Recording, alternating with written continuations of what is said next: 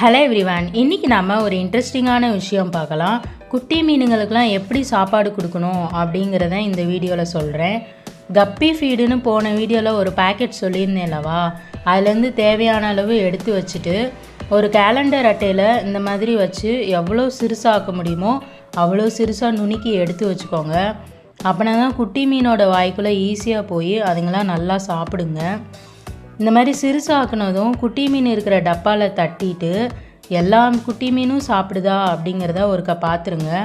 ஏன்னா குட்டி மீனோட வாய் சின்னதாக இருக்கும்போது ஃபுட்டு பெருசாக இருந்துச்சுன்னா அதுங்க சாப்பிடாம அப்படியே விட்டுட்டு போயிடுதுங்க. ஸோ அதெல்லாம் தவிர்க்கிறதுக்கு தான் நம்ம ஃபுட்டை இன்னும் சிறுசாக்கணுனாலும் சிறுசாக்கி ஃபீட் பண்ணிக்கலாம். இப்போ இதில் ஆரஞ்சு கலரில் இருக்கிற எல்லாமே மாலி குட்டி, அதில் நல்லா வளர்ச்சி இருக்குது. கருப்பு கலரில் இருக்கிறது கப்பி ஃபிஷ்ஷு, அது வளர்ச்சி கொஞ்சம் கம்மியாக தான் இருக்குது.